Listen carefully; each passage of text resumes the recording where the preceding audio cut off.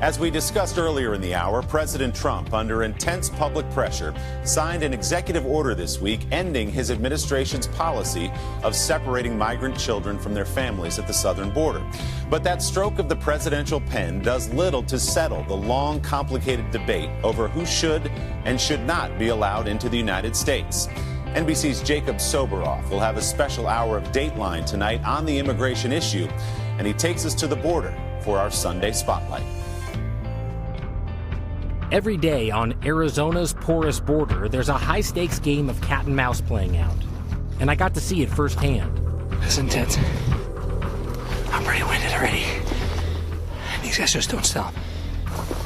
They're out here searching for the migrants. Up in the hills. They could be smugglers. They could be mules. We don't know, and they could be armed. The Border Patrol's elite flex team hiked deep into the mountains, chasing two men suspected of crossing illegally, and a helicopter joined the chase. Do they have him? Yeah. I think so. They just arrested. They got him. Yeah. They wore full body camo and carpet shoes to hide their trail. We got lost the day before yesterday over there. They weren't drug smugglers, but the Border Patrol told us this man had been deported before for a serious felony, a drunk driving crash that killed a child in Tennessee. Many locals are grateful to the Border Patrol for keeping them safe. Others, not so much. The more enforcement, the drones and the towers and more agents on the ground and checkpoints has just made it a harder journey for people. It's caused more death, more suffering. Marietta Valet is a volunteer with the group No More Deaths. She blames the Border Patrol for driving migrants deeper into the Arizona desert, where more than 2,700 have died since 1998. For years, No More Deaths volunteers have been trying to save lives by leaving water in the desert. But migrants aren't the only ones who find their bottles. Picking up this trash somebody left on the trail. Last January, No More Deaths published a report that alleged the Border Patrol had destroyed over 3,500 gallons of water. As proof, they released this video. The Border Patrol says the agent kicking the bottles was suspended for 3 days, and this one's already retired. But all agents have been instructed not to touch water left in the desert. Agent Dan Hernandez of the Border Patrol says they are trying to save lives too. So this is a rescue beacon. We have 34 of these deployed in the Tucson sector.